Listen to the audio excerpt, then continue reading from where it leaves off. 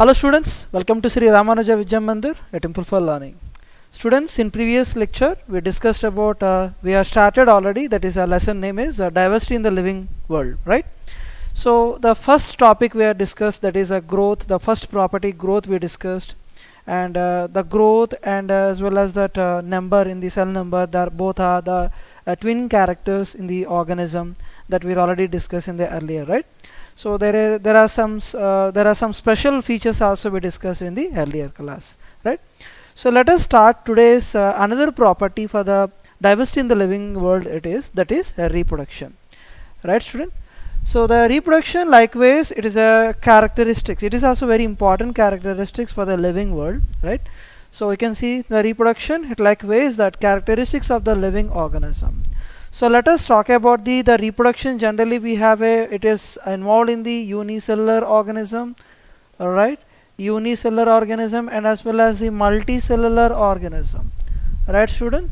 Multicellular and unicellular, the both reproduction is involved in both unicellular and multicellular organism. Let us talk about the multicellular organism first.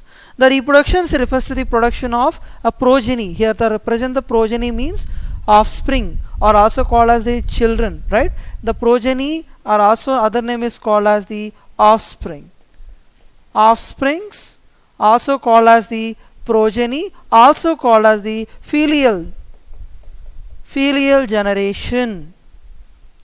Filial generation, right student? So this is about the other form of the progeny name. It is that offsprings, filial generation, and children. So here what you understand in the multicellular organism, so here the production of the progeny or offspring or filial generation possess the feature of the more or less similar to those parents. For suppose you can see you are the multicellular organism. You are a resemblance to your, for example, mother or your grandma. So like that resemblance we can observe now. So we are multicellular organism. Some of them, they cannot be resemblance to their parent or their ancestral parents. So that's why there is a less similar or more similar of those of the parents we can observe in the multicellular organism.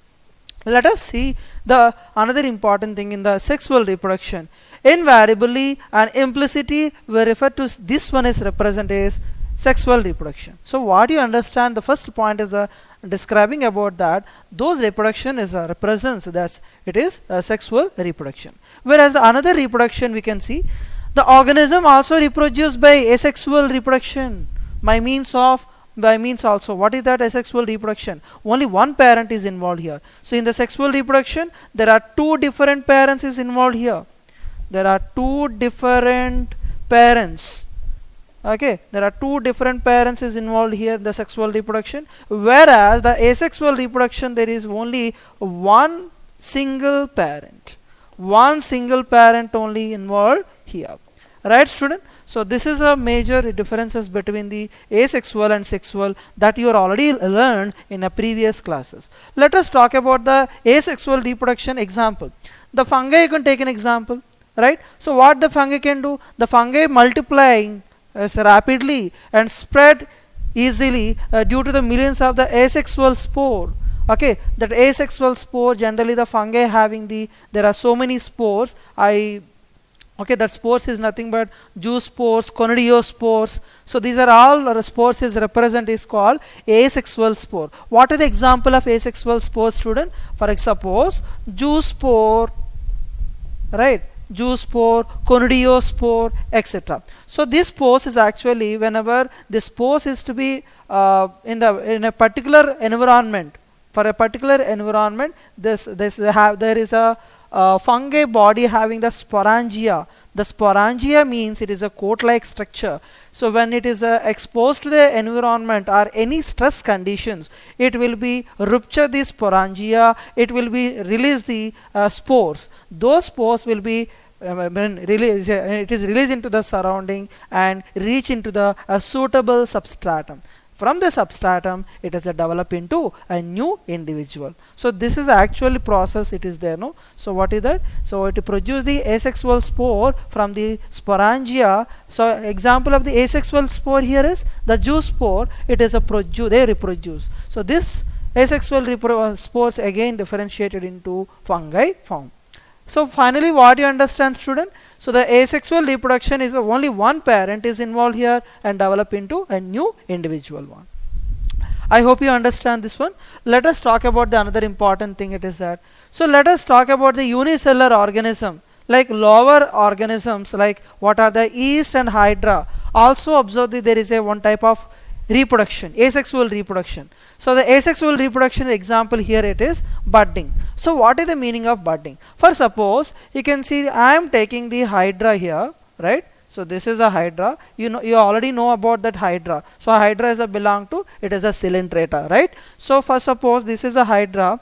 This hydra actually it is develop into, there is a, the body of the hydra develop into a small bud. Now you can see this is what we call, no, this is called the a bud. So this is, you already know about, this is called the tentacles, right?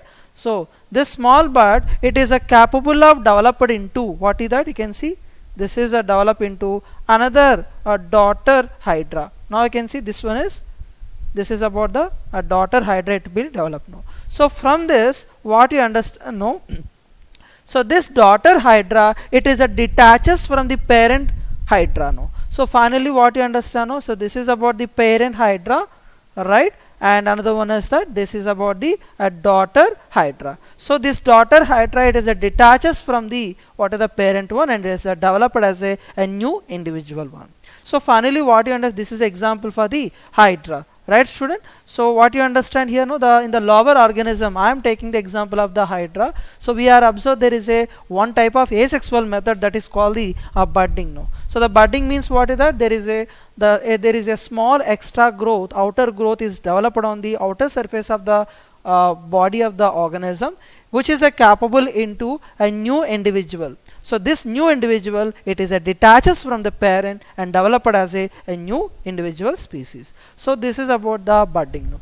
So let us see the another example also given here. You can see in case of the planaria, what you know student, it is a flatworm, right? The planaria involve, there is a one type, another type of asexual reproduction, that is regeneration. What is the meaning? It is regeneration. So the regeneration and the fragmentation, it is almost similar only. So what is the regeneration? So here is the body of a organism, it is divided into the small pieces. Each pieces is a capable of developed into a new individual species. So this is, we call it as the regeneration concept. Let us discuss with the help of the diagram first. So I hope you understand, this is about the diagram of the hydra, which shows the what is the budding phenomena, right? So now I am going to explain to you in case of the planaria what it shows, the what is the regeneration concept. So you already know about, you already learned in the flatworm, what you know about that, there is a flatworm shows the power of regeneration capacity. The example is the planaria. So now I am drawing the planaria diagram. You can see this is about the planaria, right student? So this is about the planaria. I hope you understand this planaria. This planaria, what you understand now. So now I am going to be marking here now. So what is this marking student? So this is about the division marking now. So this is called the division marking. So what happened, it is that you can see, so this is a capable of, the body is to be divided into the small pieces. That means you can see this piece and another piece, this one now, right? And another, this is another piece, and this is another piece, and this is another piece. So here how many pieces are formed now? 1, 2, 3, 4, 5. So there are so many pieces are there now. So each pieces, it is a capable of developed into a new individual species. So that means this is one planaria, this is another planaria, this is another planaria, and this is another planaria, and this is another planaria. There are so many planaria are observed from the a single planaria parent. No. So this is a one pair. This is also what is that, a regeneration concept. So finally what you understand student, one parent, it is capable of developed into one or two more offsprings we can observe under the what is that, asexual reproduction property. So now you can see the fragmentation and the regeneration both are to be similar only. So here what you understand now, the regeneration you have to keep in your mind. So the regeneration means the body is to be divided into the small pieces. But in case of the fragmentation, the body is to be divided into the small fragment.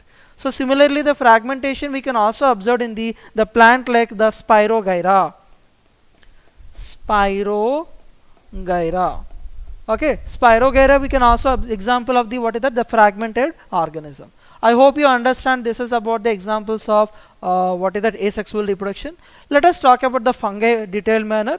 The fungi and the filamentous algae and the Protonema of mosses also easily multiply by the following the what is the fragmentation. So fragmentation, it is not only involving the what is the Spirogyra, and there are certain organisms like the fungi, the filamentous algae and the Protonema mosses, and also multiply rapidly involving the multiplication, that is involving by what is that, the fragmentation asexual method. Now next one, when it case in the unicellular organism, generally we had thought about the unicellular organism, it is a bacteria. Unicellular algae or amoeba like protozoa, so that is also reproduction is to be synonymous. Synonymous means it is that same, like similar to fragmentation only.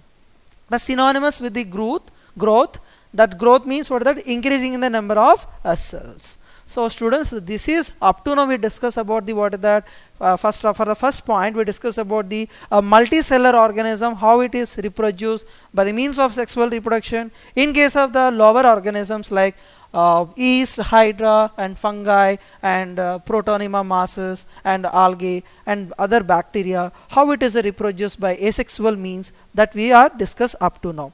Let us talk about the remaining information, that is continuity part of this one is. So finally we have concluded that we have already know that what is that, the defined growth as equivalent to the increasing the cell number or mass. So from the from those points perspective, from those above points, we can conclude that so what is that, the defined growth as equivalent to the increase in the cell number or mass. So only the defined growth only it is represent what is it, it is equivalent to the increasing the cell number or mass. So the only this is only applicable. Okay, so the next one we can see, hence we are noticed that all the single celled organism or unicellular organism, we are not clear about the usage of these terms of the growth and the reproduction. Why? Because of it is, you can see. So why? Because of it, in the case of the unicellular organisms, what we observe now, it is not clear about the usage of these two words. That means the defined growth as equivalent to the increase in the cell number or mass, it is not applicable for the in the unicellular organism, because of it is a continuously involved. It is a continuously involved, the rapid growth we can observe now, right? So it is not at all equivalent process. So the number and the growth is to be, it is indirectly proportional. It's not at all equivalent in case of unicellular organism. That's why it is noted that the single cell organism, we are not clear about the usage of these two terms, that is a growth and the reproduction, right? Let us talk about the another important thing is, so we came to know that the growth and the reproduction, it is not at all defining property. So at the same time, in the earlier class we discussed about the both are mutually exclusive events. Because of mutually exclusive events, it is not at all defining property. Why we cannot be defining property? Let us discuss in the final point. So there are many organisms we observed earlier, they are not reproduced. What are the organism is not reproduced? For example, mules, you can take an example. A sterile worker bees, you can take an example. Infertile human being, you can take an example. These are the three species is that they cannot involve. Okay, infertile human couples, they are not involved to the what is that, they are reproducing of organism. So that's why it is that why we consider they are sterile now. So that's why the reproduction cannot be in all inclusive defining characteristics of living organism. Simply I am saying that, so some organisms are not reproducing, some organisms are reproducing. So finally what you concluded that even reproduction also, it is not at all considered as a defining property. That's why it is cannot be an all inclusive defining characteristics of living organism. Okay, so of course in case of growth we are talking about, the non-living objects is capable of reproducing, replicating by itself. So in the non-objects like mountain we can take an example, a snow formation we can take an example, that is also perform the growth. So the growth also not considered as a defining property. So finally what you understand student, that growth and the reproduction, it is not at all considered as a what is that defining property. I hope you understand up to, we are talking about up to now, that is a reproduction concept only. Let us talk about the remaining concept, that is remaining property, that is a metabolism. So let us talk the characteristics of the life of metabolism. So simply I am saying that metabolism means that there is a total, the sum of a total chemical reaction occur in the living organism's body, it is called the metabolism. The metabolisms are of two types now. What are they? The first one is called as the catabolism, the other one is called as anabolism. What is the meaning of catabolism? Catabolism, the other one is called as anabolism. Right student? Anabolism. So let us talk about the anabolism first. Anabolism means that means it is a chemical, it is a one type of chemical reaction. It involves the conversion of what is that simpler molecule into complex molecule. So that simply you can write here simple to complex. Simple to complex. What is the common example for the anabolism? You can take an example of photosynthesis. You can take an example now. Photosynthesis. Right student? Photosynthesis, you can take an example of anabolism. Let us, I will explain with the help of the equation. So in the photosynthesis equation, what you know student? See 6CO2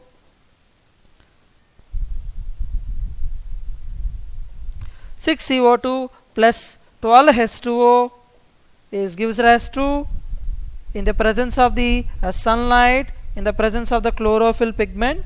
Okay, so what will happen? 6 CO2 and 12 H2O gives rise to, what is that? C6H12O6 plus 6O2 arrow. Why we are putting the arrow? Because of this arrow is represent the oxygen is released into the atmosphere. So finally what you understand student, this is about the simpler one. The simple one is that represents the carbon dioxide, okay, in the presence of sunlight and the chlorophyll pigment, and we can produce a carbohydrate. This is nothing but complex. So simple to complex is nothing but anabolism, that is photosynthesis. So let us talk about the what is that catabolism. Catabolism means reverse. That means conversion of the complex to simple. What is the example of the catabolism? That is answer is respiration. Respiration. You can see student, there is one more important point. With the help of the diagram, with equation, I will explain once again. So what is the catabolism once again? The catabolism means the conversion of complex to simple. Complex to simple. Let us discuss about with the help of the equation. What is that? C6H12O6 plus 6O2. Here what you understand now, the food molecule is being oxidized and in the presence of the certain enzymes, right? So what happen it is, so it is delivered into 6CO2 plus 6H2O plus 686 kilocalorie of energy. So student, this is about the information about catabolism. Catabolism means conversion of the complex to simple. So this is about the equation. So from this equation, what you observe now, this is a carbohydrate is a complex and the carbon dioxide here it is a simple. For the conversion of the complex to simple is nothing but catabolism. For the conversion of the simple to complex is known as anabolism. So those both part of it is a metabolism concept. Let us discuss about the metabolism in the detail manner. Right, in the point ways we will explain the metabolism in the detailed manner. So student, this is a very important no. And one more important point about the metabolism is considered as the defining property. This is a very important point for the NEET point of view. So they will ask no, so what are the defining property in the following? For example, they will give you one options no. One is the reproduction, growth and metabolism, none of the above. What is your option? The third option, that is a metabolism is a defining property. Why? Because of the here first two, it is not a defining property that we are already discussed in the earlier class. Let us discuss about the metabolism concept. All living organism is made up of chemicals in the form of the proteins, in the carbohydrate and lipids and fats, etc. So these chemicals has to be like whether it is a small or big. If it is a small, we consider as the micromolecule, and big is called the macromolecule, right? So what is the small indicate? No, this is called the micromolecules, right? And if it is a big, what we call no macromolecules, right, student? So let us take a minute. So they belong to the various classes, sizes, functions, etc. So what is this micromolecule and macromolecule? It has to be differed, the classes and the sizes and the function also, and constantly are being made up of the change into some other biomolecule. What are the biomolecule example? Either it is to be carbohydrate, protein and fats. Next, the conversion or chemical reactions or metabolic reactions. There are thousands of the metabolic reactions occurs in the simultaneously inside all the living organism. There are thousands of the metabolic reactions. For suppose in our body, all the metabolic reaction, the center of the organ, that is liver, is the best organ. That we are already seen in the digestion and absorption lesson. Liver is a there are so many carbohydrate metabolism that we are already discussed, that is gluconeogenesis and gluconeogenesis, glucogenolysis, glycogenesis. These are the concepts. So these are all cycles is observed in the liver. That's why it is a various thousands of the metabolic reactions is occurs in the simultaneously. It is not at all interconnected to it is all are interconnected to each other. No, it is inside the living organism. So the metabolic reaction is to be present in the unicellular organism or multicellular organism. Next, let us talk about in the plant and the animals and the fungi and the microbes. All are organism. So from the unicellular to multicellular organism, everything is exhibit the property of metabolism. Now students, now we are came to know that this is about the definition about the metabolism. What is the definition? It is the sum of the total of the chemical reaction occur in our body is known as metabolism. So student, this is a definition for metabolism. I hope you understand about this definition, right? Let us talk about the continuity part of the metabolism part. The non-living objects exhibit metabolism. Here it is very important points it is.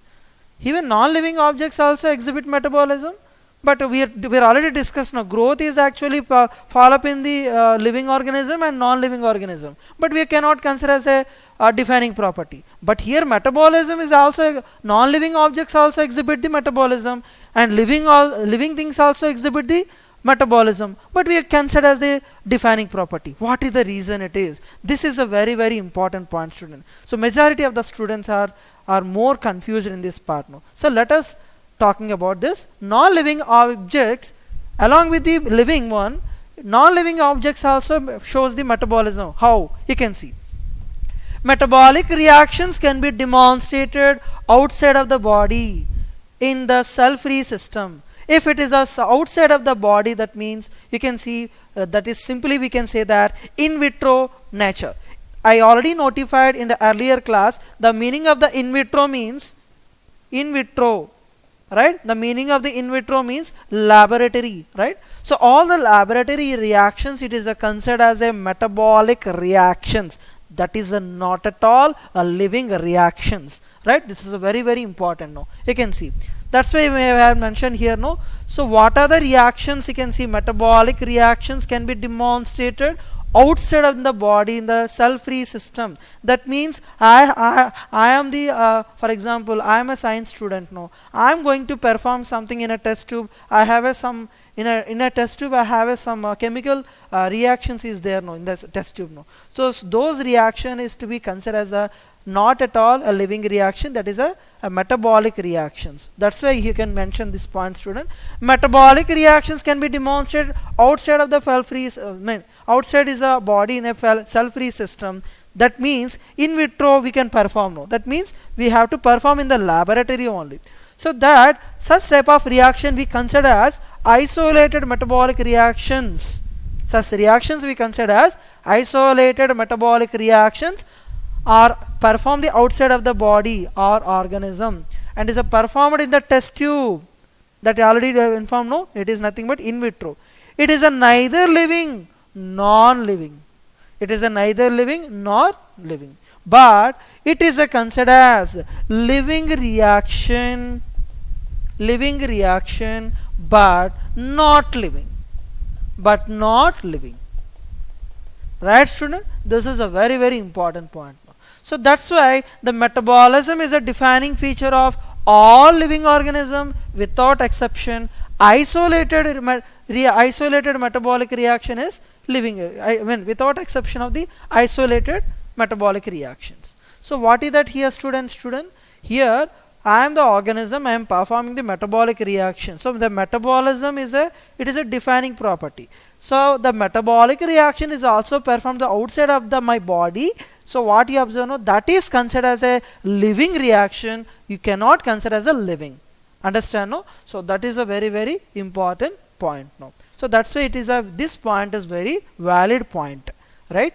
So now we can see in vitro are not living things, but surely living reaction. That's why I told you here, living reaction but not living, right? Hence the cellular organization of the body is a defining feature of the life forms. I hope you understand this one now, right student? Right, you can see this is about the up to now we're talking about the what is that, the metabolism, right? Hope you understand about the metabolism concept, right? So the next continuity again, that metabolism property here. So what you understand, perhaps the most obvious and the technical complicated feature of all living organism is ability to sense the surrounding or environment or respond to the environmental stimuli, which could be a physical, a chemical, a biological. So this point is not at all talking about the metabolism. This is another property for organism property, that is consciousness.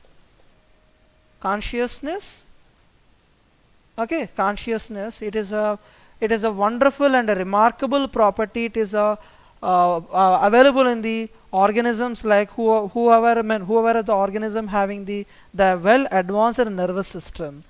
So that's why it just shows the very beautiful consciousness property.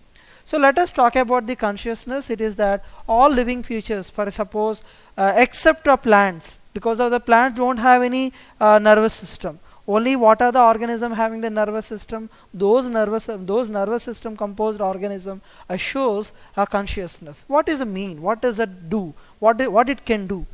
You can see all the living organism is ability to sense their surroundings or environment or respond to their environmental stimuli, which could be either physical, chemical, biological. I'll give you one example. Okay, for this example, we can take an example of octopus. Octopus, generally you know that octopus, it is available in the ocean, right? Octopus, what you observe now, it shows a camouflage property. Whenever any enemies are present, no, it will hide their body color. That body color resembles to the surrounding color of the any grasses or weeds, etc. So this is the coloration. The changing of the coloration is due to protect from their enemies. So this is a well remarkable property. You can take an example of consciousness, and similarly you can take for example of for suppose you are for suppose any chameleon, you can take an example, or any insect you can take an example. So many things it is that. So many organisms it is involving in the environmental stimuli, right? The environmental stimuli, which could be a physical, so the chemical and the biological. For suppose you can see the biological, no. In the biological, you can take an example of a lightning insect, right? And the chemical, with the help of the chemical, for suppose the chemical stimuli also there is a response will do, no, right? So this is about the consciousness property. Even consciousness property in the living organism also is a property of defining property. You can see we can sense our environment through our sense organ. What are the sense organ? That you already know that, right?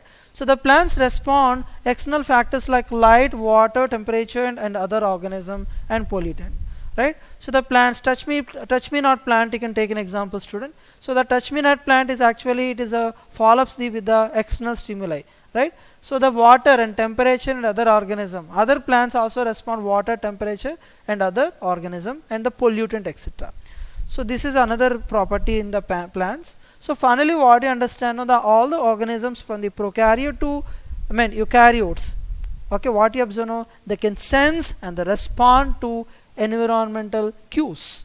That means environmental, what are the stimuli. So here the consciousness is also represent, it is a defining property. So student, this is a very, very important point, student. So up to now, growth we discuss, reproduction we discuss, metabolism we discuss, and consciousness we discuss. Metabolism and consciousness both are the defining property, whereas reproduction and another one, the growth, are not defining property.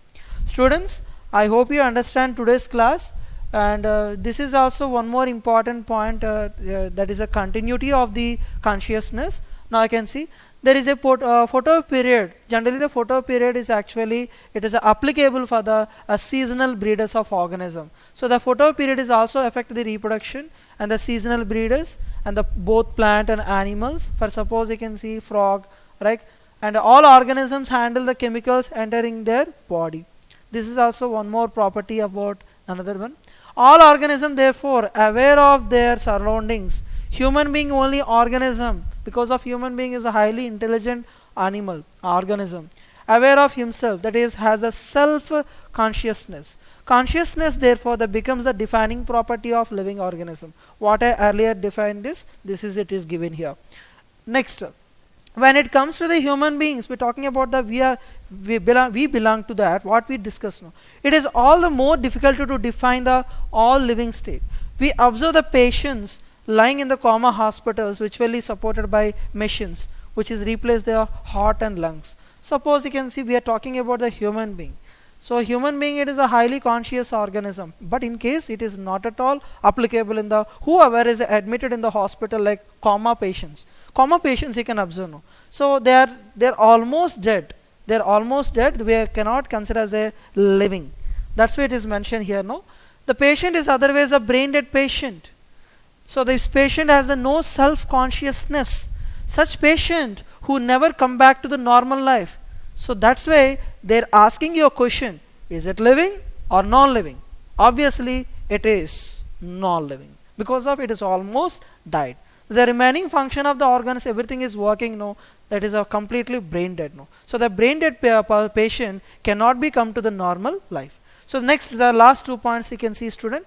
The living organisms are the self-replicating and evolving and self-regulating interactive system that is capable of responding to the external stimuli. So this is a belong to human being now, and not only human being, all the living organism. Next one, another important point, the biology we're talking about. It is a story of life on the earth. The biology is the story of evolution of living organisms on earth. This is another definition. So all living organisms from the present, past, future are linked to another by sharing common genetic material but varying degrees. So the common genetic ancestors we can sharing from the present, past, future. That's why you can see many evolutionary scientists, they are predict whether these genes are already existed in the past or past or present. They are comparing these things. It is many genetical experts it can do this type of activity.